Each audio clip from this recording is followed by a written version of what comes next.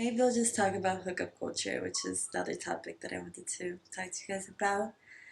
I've watched a video this week about Emma Chamberlain talking about it, and I realized that it's important to hear other people's opinion that think the way that you think, to bring you a sense of normalcy, I don't know. Normalcy, I don't know, guys. You guys get what I'm saying. But I think nowadays a lot of people are like really like deeply immersed in hookup culture and having having many partners and going out and hooking up with like as many people as they can and doing the most, having like a 10 people roster.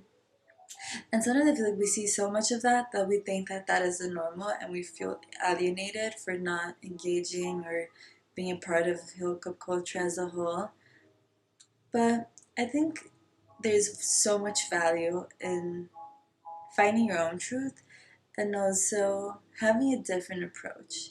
I think hookup culture, a lot like overconsumption of products, clothes, food, it's very like overstimulating, I think. Kind of like pornography. I don't know. That just came into my mind. It's kind of like that, like being a smoker and being a non smoker. And trust me, I've been a smoker. So I get it. But there's something so peaceful about not being a smoker and not needing to smoke to feel peace or pleasure or comfort. And the like mental state of someone that is a non-smoker compared to the mental state of someone that is a smoker is completely different. On one aspect, when you're a smoker, and as smoker, I'm referring to addicted in anything, being that in attention and validation and relationships and hookups and career and shopping addictions and food addictions and drug addictions. The mind of like an addict, you're not okay. There's something that you're trying to fill and you're anxiously waiting for that next moment where you can fulfill your needs and find that peace and that comfort and whatever it may be. And for the mind of the person that is not an addict, you're at peace.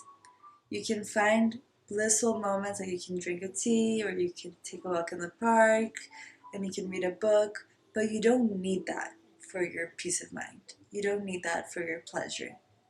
You're okay, you're harmonized, you're normal, at a state of bliss without needing anything, you're serene. And I think not being a part of hookup culture and feeling serene without needing someone to be in your life, without needing someone to validate you sexually or visually or physically, and not needing someone to constantly be there for you in like a codependent sense, or not needing to always have like the best clothes or the best, I was gonna say foods, but that doesn't really make sense. But you guys get where I'm going with this whole train of thought. But then it's like someone that has a shopping addiction. They're addicted to having all like the latest bags and the clothes and whatever, but the bliss of buying something lasts very little. And then you need to buy something else to have that same feeling. But then the person has bought all of these things and they look at you and you didn't buy any of that, but you're chilling. But they're like, oh my god, look, I have all of these things, like, look how amazing this is and whatever. And then you look and you're like, it's easy to compare and be like, wow, they have all of these things, like, should I have all of these things? Like, they seem happy with these things, like, if I buy these things, it's gonna make me more happy. If I buy all of those skincares, am I gonna look prettier? If I buy those clothes, are people gonna think I'm better? And it leaves you in like a mindset of comparison and not being enough and not being fulfilled and just lack. And that's the opposite of fulfillment and abundance and prosperity. And I think sometimes we feel like we're lacking, but in reality, we're just okay. We're just fulfilled. We have all that we need, and we don't need to go out desperately looking for it in someone else, whether that be like mentally, physically, spiritually, whatever that may be. And I know for like a while I've been trying to gaslight myself into being like, I should be dating and doing the most and I should be going out there and doing it. But I realized that the more that I do that, the less amazing I feel. The more tired I feel, like the less energy I have, and the more that I'm sharing my precious time and energy with people that don't deserve me and don't deserve it and are bringing me down and making my life less good. And I think this is just a message for whoever is out there that thinks that they're missing out or that they need to conform to society, the standards, your friends' standards, your family standards, the people on the internet standards. And I think, especially for the people that have fallen in the trap of thinking that quantity is better than quality, I'm pretty sure that will never be the case. Maybe in some cases, but not in this aspect of sharing your heart and being vulnerable. And nothing that you hear on the internet, including this video or other people's opinions, will ever be more important than your opinion. I love sharing these messages with you guys, but they're just a reflection about how I think about some topics that I think are interesting to reflect upon. And I think the biggest goal through all of these messages is to get you guys to also reflect. And if you think differently, I would love to know. You could comment it down below and we can talk about it. Because everything is honestly what works for us. But I thought it would be important to share this because I know for a long time I felt really alienated, even though I've been someone in the past that has engaged in hookup culture and everything. The further away I got from it, especially I think from like trauma and facing hurt through it all, and I realized that it didn't work for me, the more I got people talking to me about how I should be doing it and all of those things, and how it was weird for me to be focusing on myself, which sounds crazy. Maybe I was just talking to the wrong people. But it's important to have that support and to realize that it's perfectly okay to do whatever you want to do. If it's engaging in like a 20% roster, if it's waiting till marriage, if you're 60 and you've never had sex, everything is perfectly fine.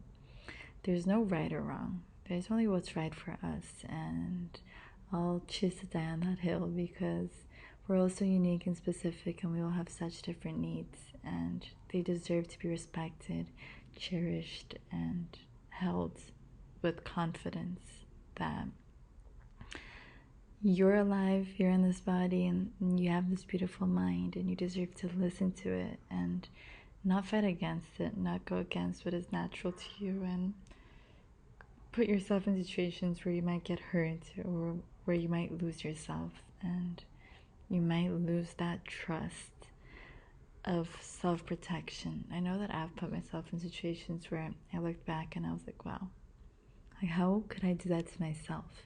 How could I put myself in that position?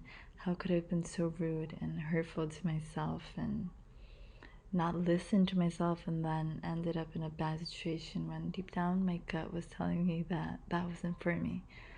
So listen to yourself and trust that your intuition, your guides, your everything will guide you where you're supposed to be. And it's okay to be uncool. It's okay to go against what the normal is.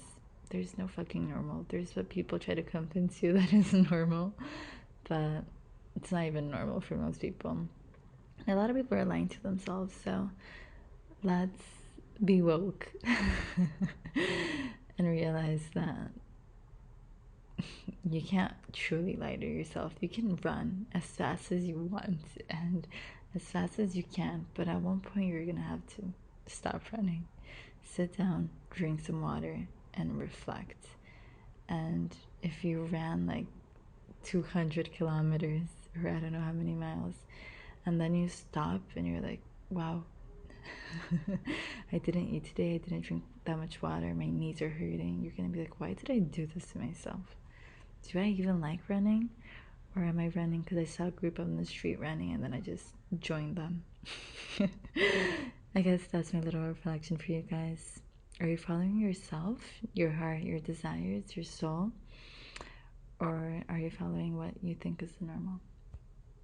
I love you. Hope that you can stick around, and I'll see you very soon. Bye. I know that in today's day and age, people make us feel. I returned for a second.